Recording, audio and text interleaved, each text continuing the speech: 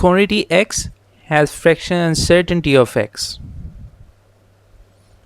So for this quantity, the fractional uncertainty is small x. For the quantity y, the fractional uncertainty is small y. So the fractional uncertainty of this one is small x. The fractional uncertainty of capital Y is small y. We need to find the overall fractional uncertainty in this one. Now this is a combination of the rule of multiplication and the rule of exponent.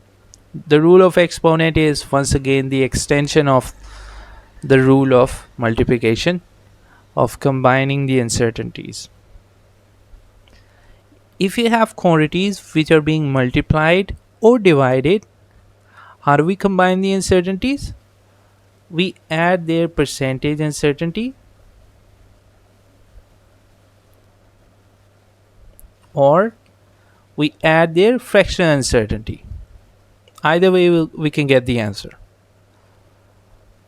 If the quantities are being multiplied or being divided, the overall uncertainty is found by adding the fractional or the percentage uncertainty. You can go it with either way.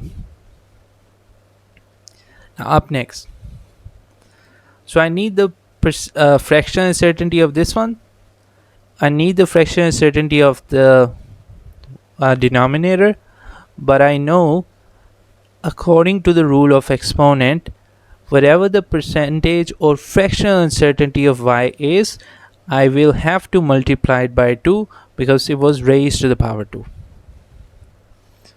So the uncertainty of x is small x, the uncertainty of y is small y, but it has to be multiplied by 2 because the exponent of y was 2.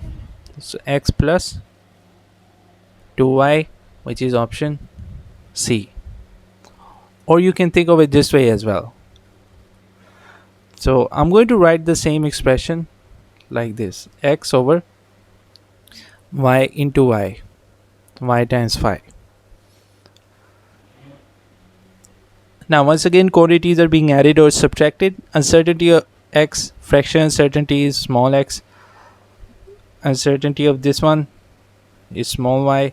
Uncertainty of the other one is also small y. So you'll get the same answer, x plus 2y.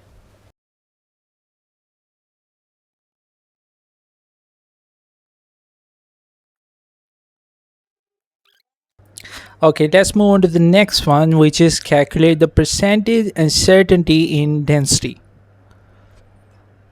We don't even need to find the principal value for density, because when you need to find the percentage uncertainty, the principal value is not needed. So let me write down the expression for density. Density equals to m r raised to the power negative 2 divided by k times L. R raised to the power n, and the value of n was negative 2. I mean, you can write down the same thing as this. Density equals to m divided by L.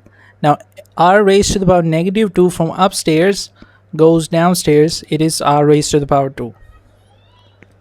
Whenever you need to find the percentage uncertainty, we don't do anything with the constant with no units. K is the constant with no units, so it's not required over here, not needed anymore. Percentage uncertainty in density equals the percentage uncertainty in mass plus the percentage uncertainty in length plus twice of the percentage uncertainty in radius. Why twice of the radius? Because the exponent was 2. For this thing, the exponent was 2. So that's why we multiply the percentage uncertainty of r by 2.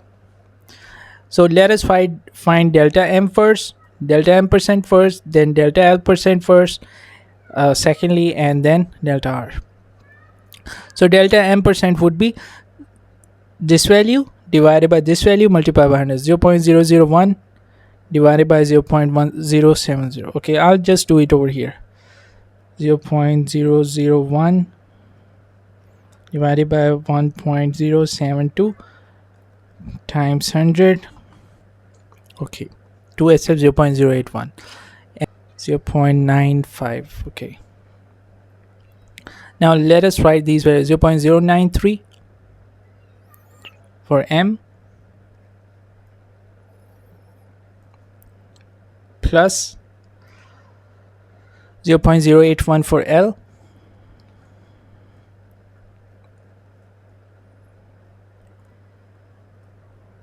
plus 2 times of 0.95.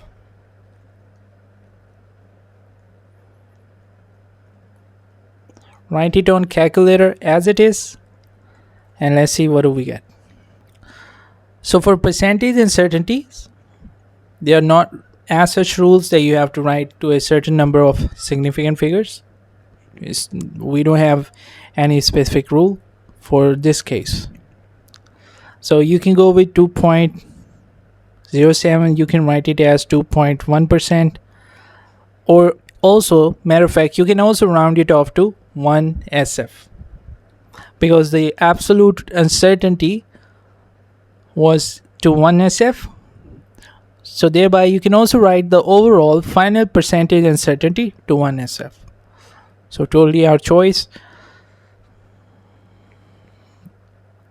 But in the second case, we have to write to appropriate number of significant figures.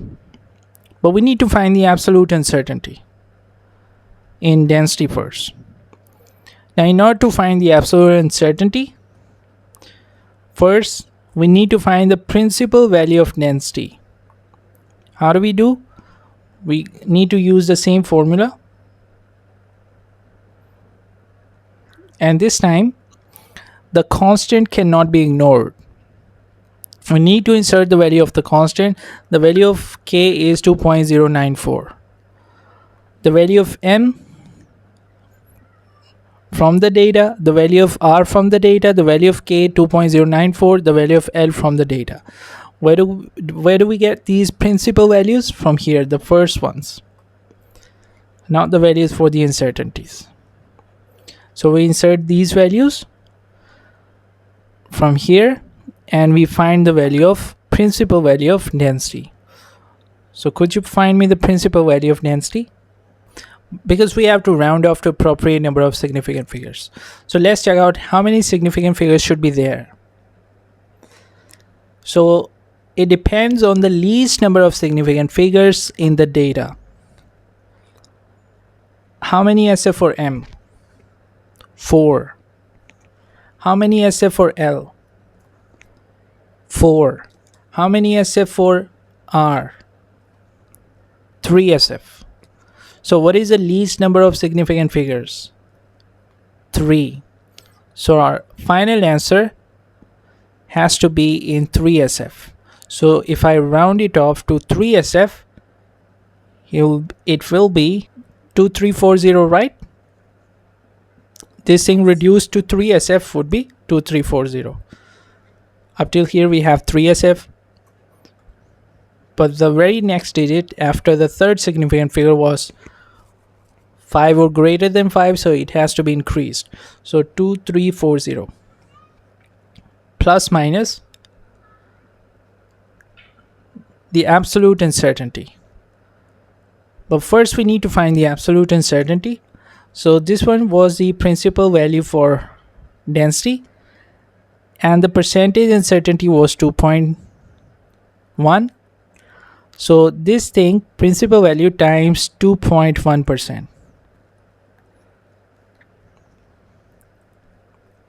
Let's see what we get. 49.07, and the absolute uncertainty has to be written only to 1 SF, which in 1 SF would be 50. So 2340 plus minus 50 is the right answer in appropriate number of significant figures.